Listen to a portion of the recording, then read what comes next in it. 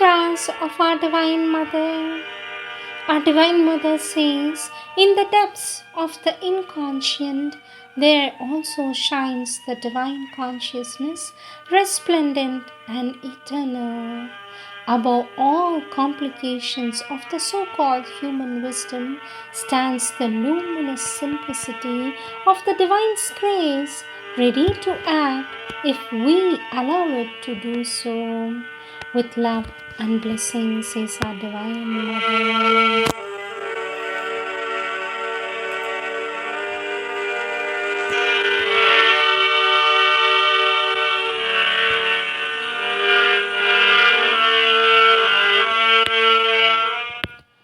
Words of our Divine Mother from the book The Supreme Discovery, Chapter 1, Discover the Divine.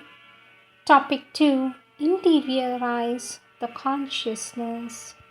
Our Divine Mother says, people are occupied with outward things.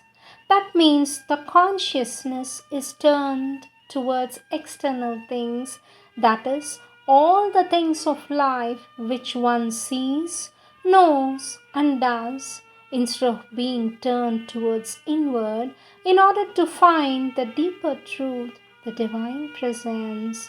This is the first moment. You are busy with all that you do, with the people around you, the things you use, and then with life, sleeping, eating, talking, working, having little fun, and then beginning over again, sleeping, eating, etc. And then it begins again. And then what this one has said and what that one has done, what one ought to do, the lesson one ought to learn, the exercise one ought to prepare, and then again whether one is keeping well, whether one is feeling fit, etc. That is what one usually thinks about.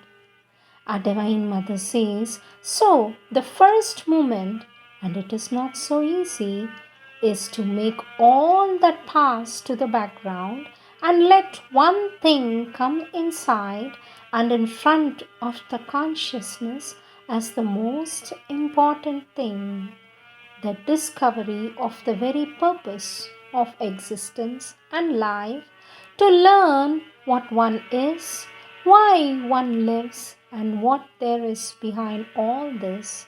This is the first step. To be interested more in the cause and goal than in the manifestation.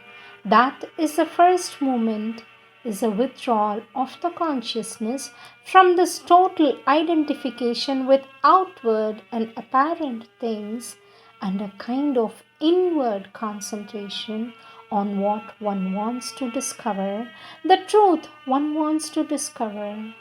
This is the first moment.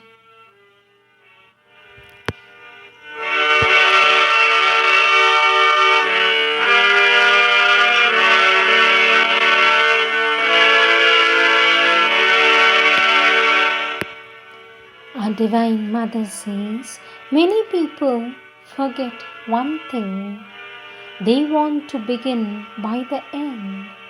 They think that they are ready to express in their life what they call the supramental force or consciousness, and they want to infuse this in their actions, their moments, their daily life.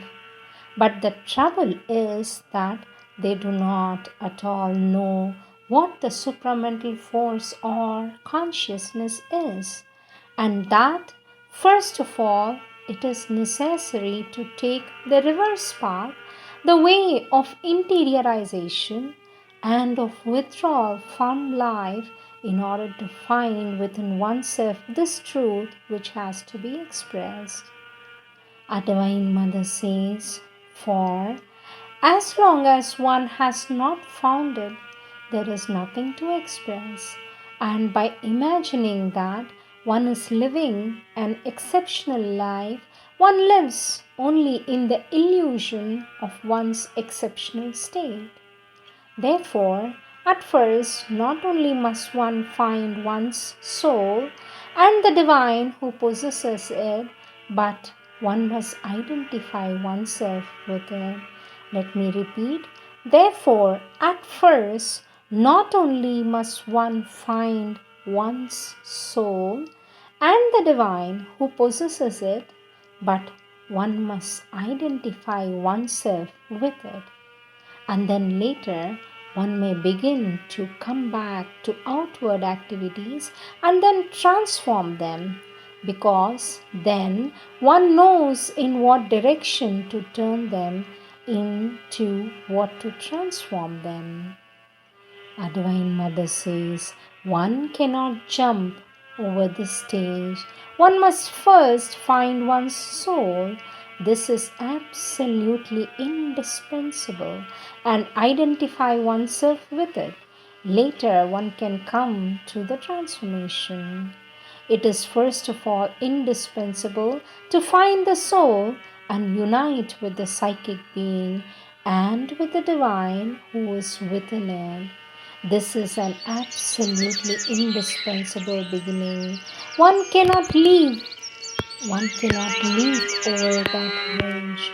It is not possible. It can be done very quickly. It can be done very quickly if you know how to use the help that is given to you. But it has to be done, says our Divine Mother.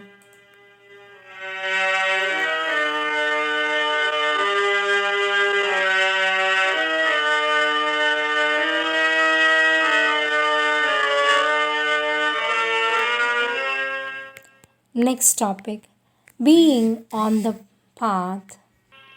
Our Divine Mother says, what I call being on the path is being in a state of consciousness in which only union with the Divine has any value. This union is the only thing worth living, the sole object of aspiration. Everything else has lost all value and is not worth seeking. So there is no longer any question of renouncing it, but it is no longer an object of desire. As long as union with the divine is not the thing for which one lives, one is not yet on the path. Let me repeat, our Divine Mother says, as long as the union with the divine is not the thing for which one lives, one is not yet on the path. It is true that the path is very long. It is true that the path is very, very long, but for one who follows it with sincerity, it is really very interesting, says our Divine Mother.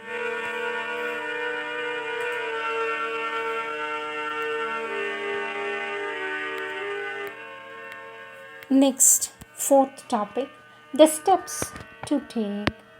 Our Divine Mother says, this is the first thing necessary, aspiration for the divine. Our Divine Mother says, the first moment of aspiration is this. You have a kind of vague sensation that behind the universe there is something which is worth knowing, which is probably for you. Do not yet know it. The only thing worth living for, which can connect you with the truth, something on which the universe depends, but which does not depend upon the universe, something which still escapes your comprehension, but which seems to you to be behind all things. It is indispensable for yoga to try to cheat the divine is worse than to try to cheat a human being, and much more foolish.